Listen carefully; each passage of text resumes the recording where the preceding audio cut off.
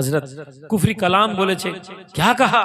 হুজুর বলেছে ইমাম নামাজ পড়ছিল, আল্লাহু আকবার করে নিয়ত বেঁধেছে, আর এই আপনার মুরিদ বলছে তোর নিয়ত পায়ের নিচে। ইমাম को बुलाओ, ইমাম को बुलाओ। ইমাম এসছে, পেশ ইমাম, দিল্লি জামে মসজিদের ইমাম দাঁড়িয়েছে। হযরত क्या कहा बेटा?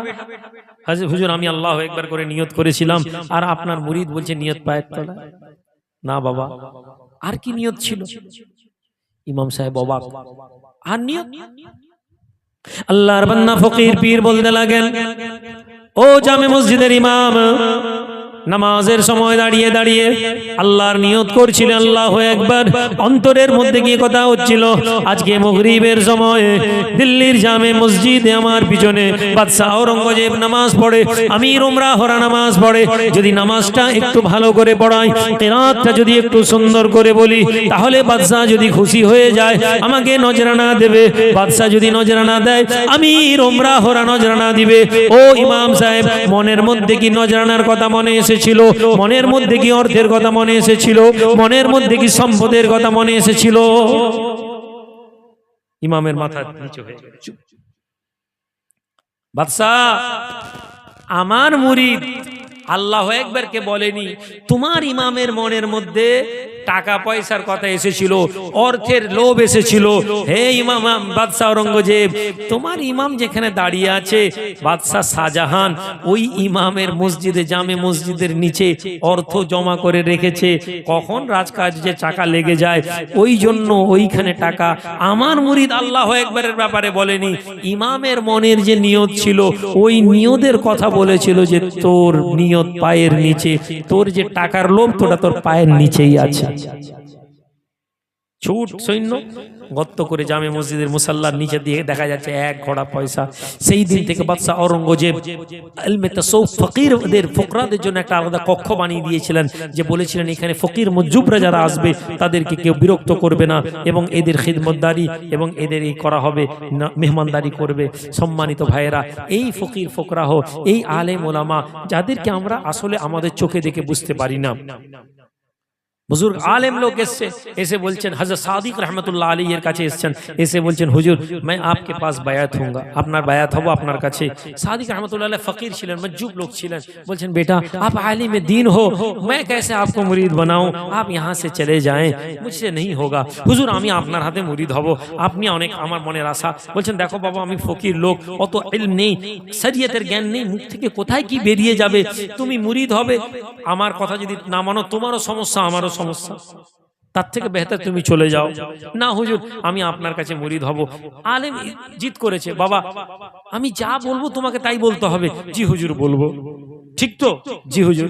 বলো লা ইলাহা ইল্লাল্লাহ সাদিক রাসূলুল্লাহ। আলেম চুপ। হযরত সাদিক রহমতুল্লাহ আলাইহি বলছেন বলো লা ইলাহা ইল্লাল্লাহ সাদিক রাসূলুল্লাহ। এক পলক চুপ থেকে বলছেন লা ইলাহা ইল্লাল্লাহ সাদিক রাসূলুল্লাহ, বাস হাত বাড়িয়ে দিলেন, বায়াত হয়ে যাও। হয়ে বলছেন বলো তুমি কেন বললে সাদিক রাসূলুল্লাহ আমার কথা? হুজুর আমি আপনাকে 6 মাস ধরে দেখছি, 6 মাস আপনার মধ্যে কোনো বেশরিয়াতি কাজ দেখিনি। জোরে বলুন। 6 মাস আপনার মধ্যে কোনো বেশরিয়াতি কাজ দেখিনি।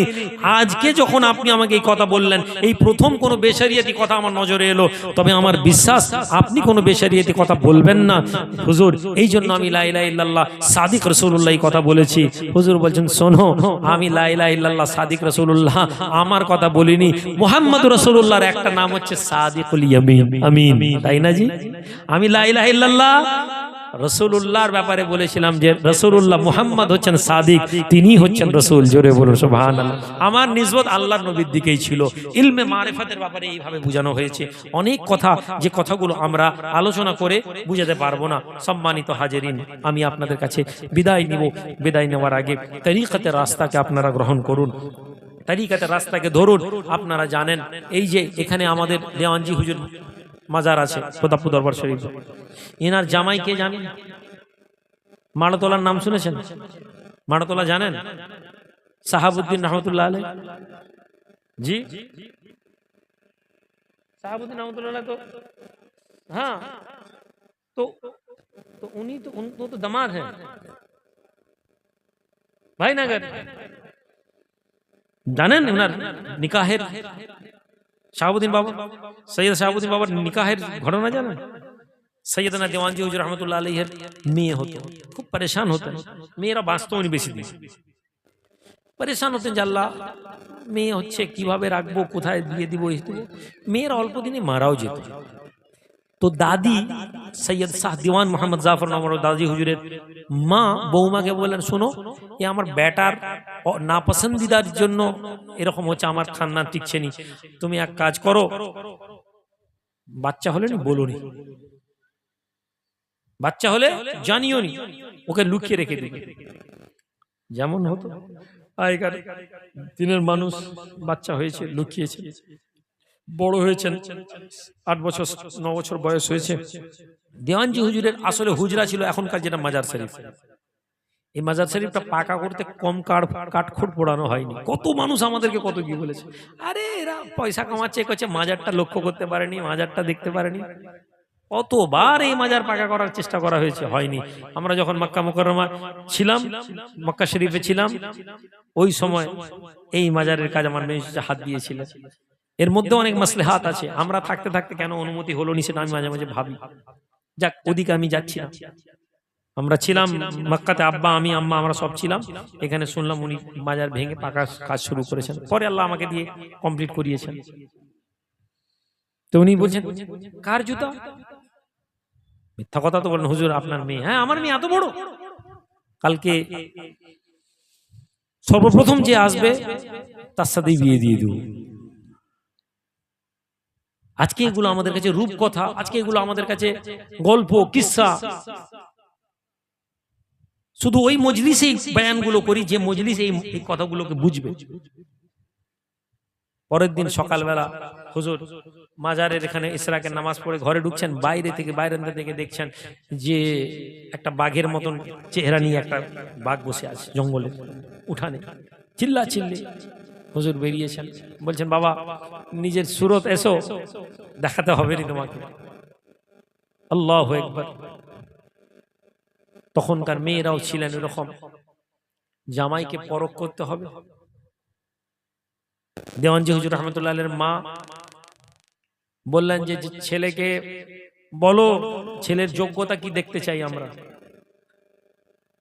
আজকে আমরা ছেলে জামাই খুঁজি, হ্যাঁ কি চাকরি করে, কত পয়সা ইনকাম করে, ছেলে ভালো 1 লাখ টাকা মাসে বেতন, তবে ছেলে মাঝে মধ্যে মদ খেয়েছি।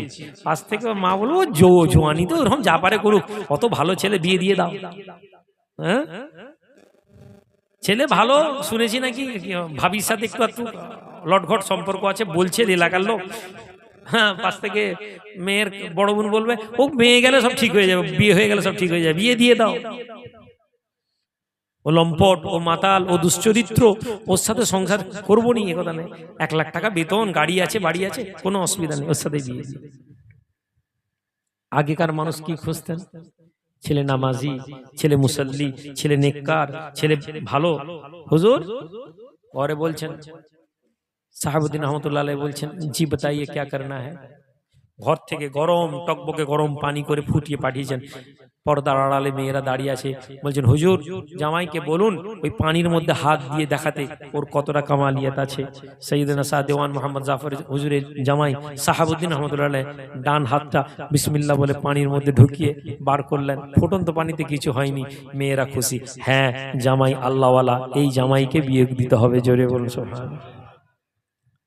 আজকে এত মুজাররব দরবার যদি খুলে দেওয়া হয় আর যদি একটু সুযোগ দিয়ে দেওয়া হয় যে যার নিয়ত কর মান্নত কর, নাউজুবিল্লাহ আল্লাহ না করুক শিরকের দিকে মানুষ চলে যেতে পারে। এই জন্য হুজুর কিবলা তালা এবং জঞ্জির প্রথম জামানায়, ওখানে আপনারা যারা পুরনো লোক আমি জানি না, 30-35 বছর আগে দরবার শরীফে কেউ গেছেন, এখানে আছেন 30 বছর আগে, 25 বছর মিনিমাম, 25 বছরের পরে বন্ধ হয়ে গেছিল সব। ওখানে হিন্দু লোকেরা আসত, ঘোড়া দিত, মোমবাতি দিত, হিন্দু মানুষরা ওরা খুব মানত। ওইখানে একটি জেলে মেয়ে, জেলে তার পা ভেঙে গেছিল, ওই দরবারে এসে আমার মিউজিসের কাছে বাতা দিয়ে বেঁধে দিয়েছে, পা ঠিকঠাক হয়নি। এলাকার হিন্দু মানুষদের সবাই তো আর ভালো না, বলছে এই তুই ডাক্তার দেখাস নি, করিস নি এইসব।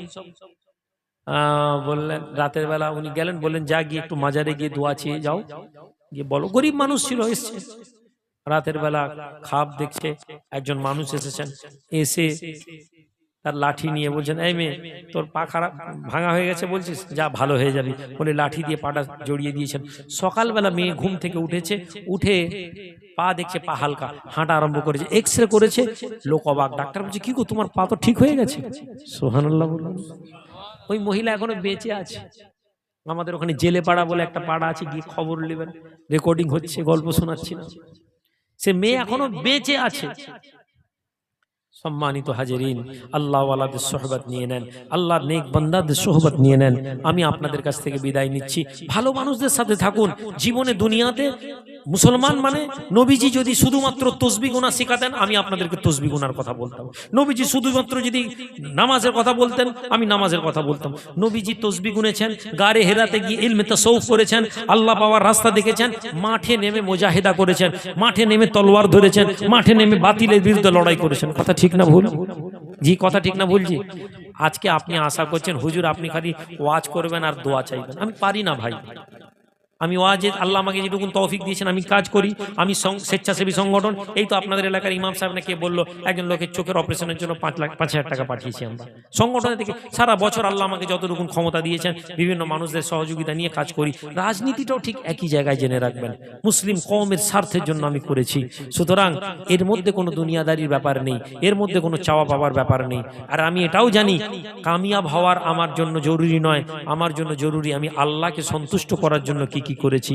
আপনাদেরকেও বলছি কামিয়াব হওয়ার জন্য ভাববেন না, শুধু ভাববেন যে আল্লাহকে রাজি করার জন্য কাজ করছেন কিনা। আল্লাহ দুনিয়া এবং আখিরাত কামিয়াব করে দিবেন। আল্লাহুম্মা আমিন।